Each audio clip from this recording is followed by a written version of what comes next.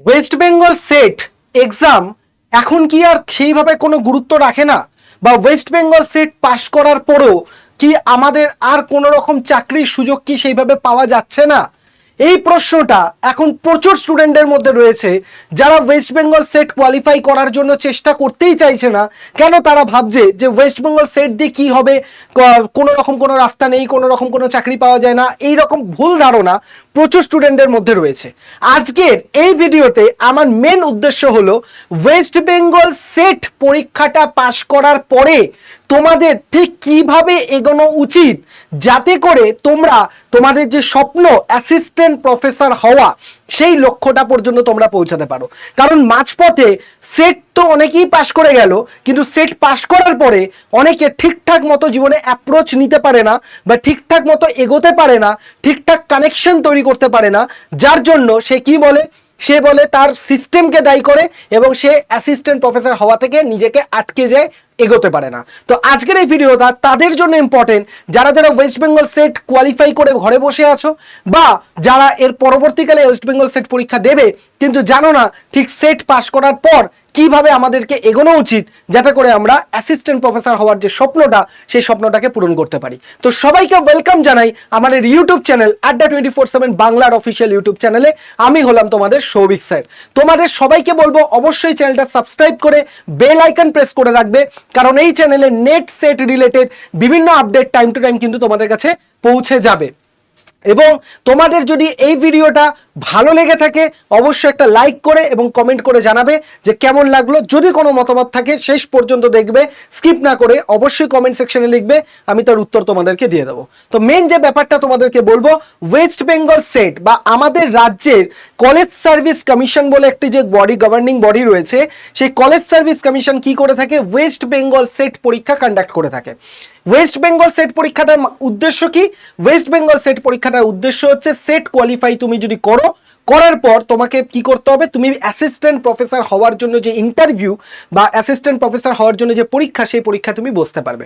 সবাইকে বলে রাখি, সেট যে পরীক্ষা, this is a just eligibility test, not চাকরির পরীক্ষা। এটা তোমাকে মাথায় রাখতে হবে। অনেকেই আমরা ভাবি কি সেট পরীক্ষায় পাশ করে গেলাম মানে আমার চাকরি, তা কিন্তু নয়। নেট সেট একটা এলিজিবিলিটি পরীক্ষা। নেট হচ্ছে অল ইন্ডিয়া লেভেলে, যেখানে সারা ভারতের সমস্ত রাজ্যে তুমি এলিজেবল। আর সেট মানে হচ্ছে শুধুমাত্র সেই একটা রাজ্যের, যদি আমাদের রাজ্যে সেট দাও তাহলে শুধুমাত্র আমাদের রাজ্যে এলিজেবল।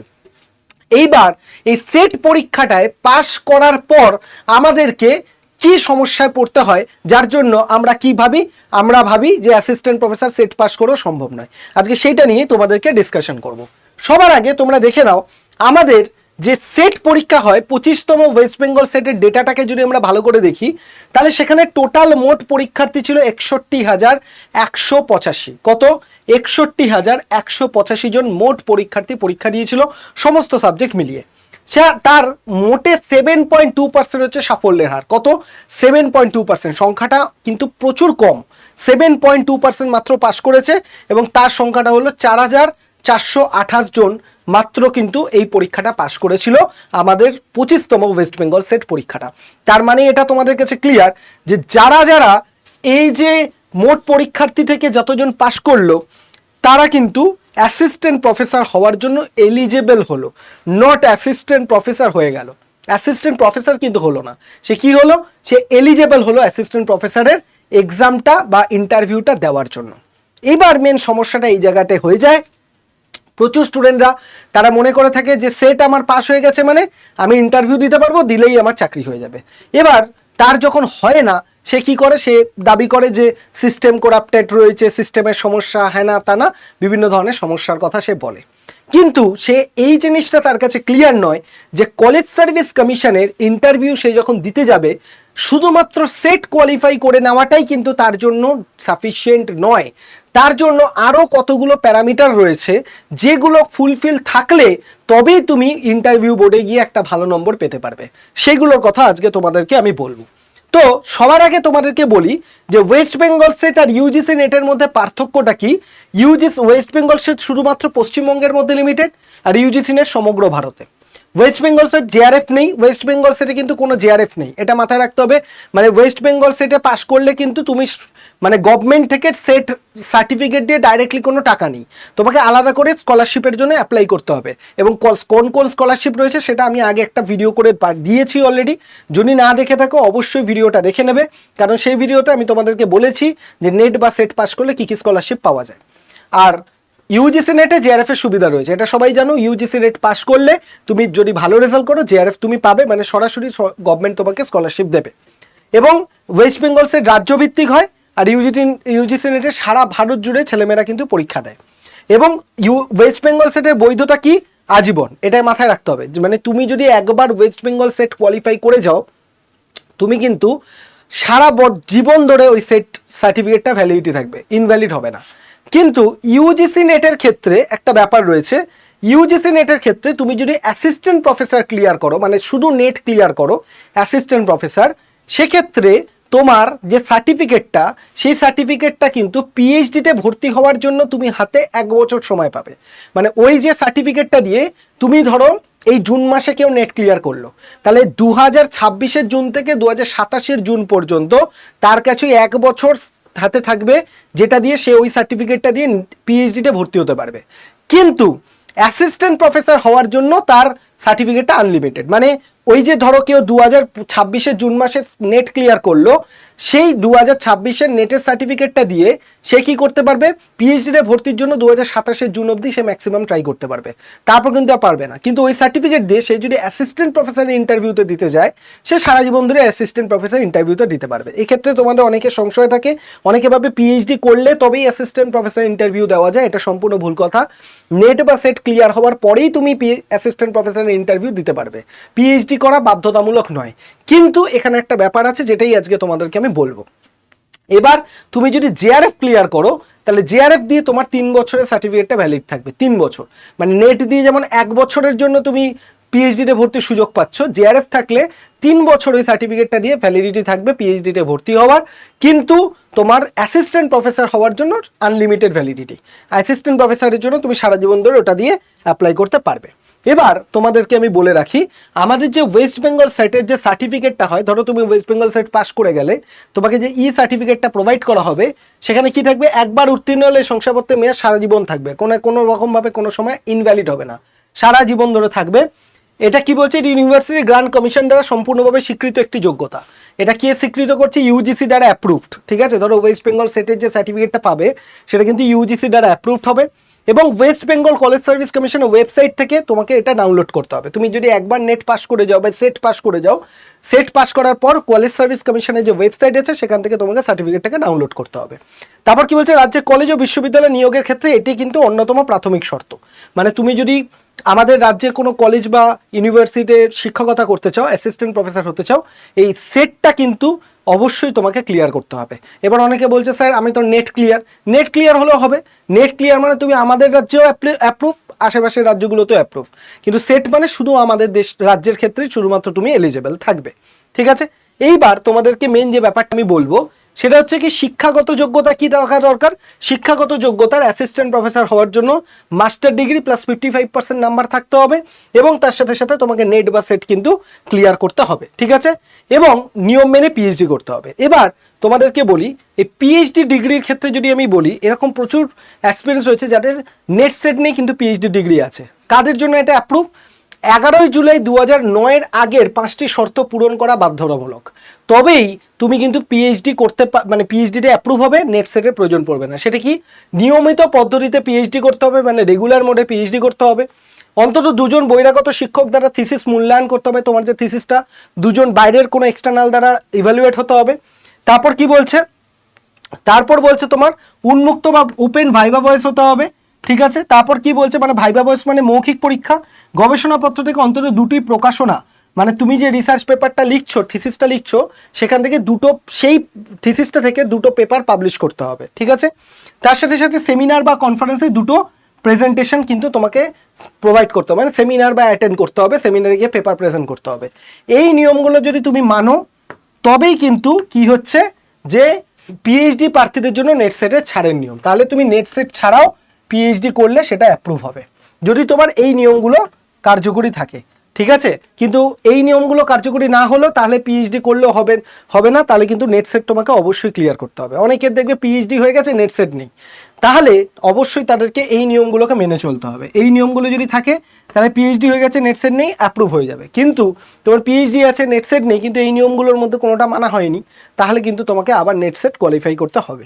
ঠিক আছে, এবার তোমাদেরকে মেন জিনিসটা বলবো, তাহলে আমাদের কলেজ সার্ভিস কমিশনের ছাড়, বয়সের ছাড় কি 40 বছর সাধারণ প্রার্থীদের জন্য, এবং কি বলছে +3 বছর ওবিসি, এবং +5 বছর SC STদের জন্য, +10 বছর হচ্ছে ভিন্নভাবে অক্ষম বা পিডাব্লিউডি ক্যান্ডিডেটদের জন্য। ঠিক আছে, মানে এখন এই সময়টা 5 বছর বেড়ে গেছে, +5 হয়ে গেছে, 45 বছর করে দেওয়া হয়েছে বর্তমান সরকার এসে।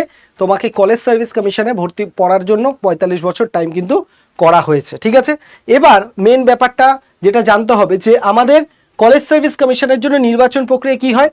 আবেদন করতে হবে তোমাকে যোগ্যতা নথিপত্রের ভিত্তিতে, প্রথম স্ক্রিনিং টেস্ট হবে, তোমাকে আবেদন করতে হবে, তারপর শিক্ষাগত যোগ্যতা ভিত্তিতে নম্বর প্রদান করতে হবে, তুমি যে নাম্বার মাধ্যমিক, উচ্চ মাধ্যমিক, গ্র্যাজুয়েশন এগুলো নাম্বার পেয়েছো সেগুলো দিতে হবে, তারপর ইন্টারভিউ ডেমনস্ট্রেশন, তারপর কলেজ সার্ভিস কমিশনের যেদিন ইন্টারভিউ হবে সেদিন তোমায় যেতে হবে, সেখানে গিয়ে তোমাকে ইন্টারভিউ দিতে হবে, এবং ফাইনালি কাউন্সিলিং পদ্ধতির মাধ্যমে মেধা তালিকা তৈরি হবে, সেখানে তোমার নাম থাকলে তুমি ফাইনালি সিলেক্টেড হয়ে যাবে। ঠিক আছে, তো এবার তোমাদেরকে মেন যে ব্যাপারটা বলার সেটা হচ্ছে, যে জায়গাটা আমি এতক্ষণ ধরে তোমাদেরকে বলার চেষ্টা করছি, যে শুধুমাত্র নেট বা সেট কোয়ালিফাই করেই তুমি কলেজ সার্ভিস কমিশন ইন্টারভিউ দিতে চলে গেলে, তুই ভাবলে তুমি অ্যাসিস্ট্যান্ট প্রফেসর হয়ে যাবে, এটা কিন্তু হয় না। কেন হয় না, তার কারণ এখানে একটা কনসেপ্ট আসে যাকে বলে এপিআই স্কোর। কি বলে API score? API full form হচ্ছে একাডেমিক পারফরমেন্স ইন্ডিকেটর। কি নাম? Academic performance indicator. এবার তুমি যখন কলেজ সার্ভিস কমিশনে ইন্টারভিউ দিতে যাবে, সেখানে তোমার একাডেমিক রেকর্ডের ওপর 50% নাম্বার থাকবে। ভাবা যায়? বিষয়ভিত্তিক জ্ঞান মানে তুমি যে সাবজেক্টে নিয়ে পড়াশোনা করেছো সেখানে 30% নাম্বার, এবং ইন্টারভিউ এবং ডেমনস্ট্রেশন মিলে 20% নাম্বার তোমার থাকে। এবার তুমি ধরো শুধুমাত্র তুমি নেট সেট কোয়ালিফাই করেছো, ঠিক আছে, মাস্টার ডিগ্রি করেছো, নেট সেট কোয়ালিফাই করেছো, তাহলে তোমার কিন্তু এই 50% নাম্বারের মধ্যে অনেকটা নাম্বার কি হয়ে যাবে, কমে যাবে। কেন স্যার? কারণ এপিআই স্কোর বাড়াতে গেলে তোমাকে কি করতে হবে, বিভিন্ন সেমিনার, কনফারেন্স এগুলোকে অ্যাটেন্ড করতে হবে। দেখবে অনেকে নেট সেট ক্লিয়ার করার পর বিভিন্ন সেমিনার, কনফারেন্স এগুলোতে কি করে, এগুলোতে অ্যাটেন্ড করে। এতে করে কি হয়, তার যে এপিআই স্কোরটা সেটা কিন্তু অনেকটা বেড়ে যায়। এপিআই স্কোরকে বাড়াতে গেলে কি করতে হবে, তোমাকে সেমিনার, কনফারেন্স, রিসার্চ পেপার, ভালো ভালো জার্নালে রিসার্চ এগুলো কিন্তু লিখতে হবে, তবেই তোমার এপিআই স্কোরটা বাড়বে। ধরো তোমার সাথে একজন স্টুডেন্ট গেছে যে কিনা ধরো নেট বা সেট কোয়ালিফাই করেছে, তার পিএইচডি কমপ্লিট হয়ে গেছে, সে ভালো রিসার্চ পেপার লিখেছে, থিসিস আছে, জার্নাল আছে, আর্টিকেল আছে, ভালো ভালো কনফারেন্স অ্যাটেন্ড করেছে, তাহলে এই 50%-এ তার নাম্বারটা অনেকটা বেড়ে যাবে, এপিআই স্কোরটা হাই হয়ে যাবে, তাহলে তার চান্স পাওয়ার সম্ভাবনা কিন্তু বেড়ে যাবে। কিন্তু যে শুধুমাত্র মাস্টার ডিগ্রি করেছে, নেট সেট পাস করেছে, চলে গেছে, আর কিচ্ছু নেই, কোনো সেমিনার নেই, কনফারেন্স নেই, কোনো রিসার্চ পেপার নেই, তাহলে কি হবে, তার সুযোগ কিন্তু অনেকটা কমে যাবে। তাহলে এই জায়গাটাই কিন্তু অনেক স্টুডেন্টরা কি করে, শুধু নেট সেট ক্লিয়ার করে ইন্টারভিউ দিতে থাকে, হয় না, সেভাবে কি আমার চাকরি হচ্ছে না। আসল জায়গাটাই যে এপিআই স্কোরকে যে ইমপ্রুভ করার ব্যাপারটা, সেটা কিন্তু অনেকেই করে না। তো এই জায়গাটায় আমাদেরকে এবার থেকে কি করতে হবে, মন দিতে হবে, তবেই কিন্তু আমাদের যে 57,700 টাকা লেভেল 10 একজন অ্যাসিস্ট্যান্ট প্রফেসরের যে মাইনে, সেই মাইনেটাকে আমরা অ্যাচিভ করতে পারবো। এই মাইনে, এই সম্মানজনক পদে পৌঁছাতে গেলে শুধুমাত্র নেট সেট কোয়ালিফাই করলে হবে না, তার সাথে সাথে তোমাকে কি করতে হবে, তোমাকে এপিআই স্কোরকে বাড়াতে হবে, ভালো ভালো রিসার্চ পেপার, জার্নাল, থিসিস এগুলো কিন্তু লিখতে হবে। ঠিক আছে, এবার তাহলে তোমাকে এখন তোমার ভবিষ্যতের রূপরেখাটা ঠিক কীরকম হওয়া উচিত, যদি তুমি অ্যাসিস্ট্যান্ট প্রফেসর হতে চাও, তোমার অবশ্যই তোমার যদি নেট সেট ক্লিয়ার হয়ে গিয়ে থাকে, তাহলে কি করতে হবে, তোমাকে মাস্টার ডিগ্রি করেছো, নেট সেট ক্লিয়ার করে নিয়েছো, এবার বিভিন্ন রিসার্চ পেপার, জার্নাল, থিসিস এগুলোর ওপর কাজ করো, মানে তোমার এপিআই স্কোরকে বাড়ানোর চেষ্টা করো। তার সাথে সাথে কলেজ সার্ভিস কমিশনের নোটিফিকেশন কখন বেরোচ্ছে সেটার উপর ইনফরমেশন রাখো। আমি তোমাদের ভিডিও দিই, আমি এই চ্যানেলেই জানাই কলেজ সার্ভিস কমিশনের নোটিফিকেশন কখন হচ্ছে, কি হচ্ছে, সবটা পাবে। সেই জন্য চ্যানেলটাকে সাবস্ক্রাইব করে বেল আইকন প্রেস করে রাখবে। ঠিক আছে, আর যাদের এখনো পর্যন্ত নেট সেট ক্লিয়ার নেই, অবশ্যই আগে নেট সেটটাকে ক্লিয়ার করার চেষ্টা করো, তারপর তোমার যে এপিআই স্কোর সেটাকে বাড়ানোর চেষ্টা করো, মানে রিসার্চ পেপার, জার্নাল, থিসিস এগুলোকে লেখার চেষ্টা করো, তারপর আস্তে আস্তে কলেজ সার্ভিস কমিশনের ইন্টারভিউগুলো তুমি দেবে। ঠিক আছে, এইবার তোমাকে যে মেন ব্যাপারটা বলার, যে তুমি যদি মনে করো যে কোন সময় সেট, মানে আমি সবার জন্যই বলছি, ধরো তোমার যার নেট সেট ক্লিয়ার নেই, সে যদি মনে করে যে আমি স্যার নেট সেটটা ক্লিয়ার করতে চাই, নেট সেট ক্লিয়ার করার পর কীভাবে এপিএস কোড বাড়াবো, তার জন্য থিসিস আর্টিকেল জার্নাল কীভাবে লিখতে হবে সেই সম্পর্কে ক্লাস করতে চাই, বা কিভাবে আমি আমার রিসার্চ প্রপোজাল লিখবো, কীভাবে পিএইচডিতে অ্যাডমিশন নেব, এই সমস্ত বিষয় নিয়ে যাদের মধ্যে কনফিউশন রয়েছে তাদের একটাই সলিউশন হচ্ছে এই নাম্বারটা যেটা দেখতে পাচ্ছ 8583 890659, এই নাম্বারে তোমরা নেট সেট লিখে কী করবে, হোয়াটসঅ্যাপ করবে। নেট সেট লিখে আমাকে কী করবে, হোয়াটসঅ্যাপ করে দেবে। আমি আমাদের যে ডেডিকেটেড হোয়াটসঅ্যাপ গ্রুপ, সেই হোয়াটসঅ্যাপ গ্রুপে তোমাকে কী করে দেবো, সেই ডেডিকেটেড হোয়াটসঅ্যাপ গ্রুপে তোমাকে আমি কানেক্ট করিয়ে দেবো। ওই ডেডিকেটেড হোয়াটসঅ্যাপ গ্রুপে তুমি কী পেয়ে যাবে, কখন নেট সেটে প্রিপারেশন আমরা কীভাবে করাচ্ছি, কখন করাচ্ছি, কীভাবে হচ্ছে, তার সম্পূর্ণ আপডেট কিন্তু টাইম টু টাইম তোমরা পেয়ে যাবে। তার জন্য অবশ্যই কী করবে, এই যে এটা রয়েছে নাম্বারে, তুমি জাস্ট এখানে নেট অর সেট লিখে, তুমি কি করবে, আমাদের হোয়াটসঅ্যাপ করবে। নেট অর সেট লিখে আমাদের কি করবে, হোয়াটসঅ্যাপ করবে। আমি আমাদের ডেডিকেটেড হোয়াটসঅ্যাপ গ্রুপে তোমাদেরকে জুড়ে দেবো।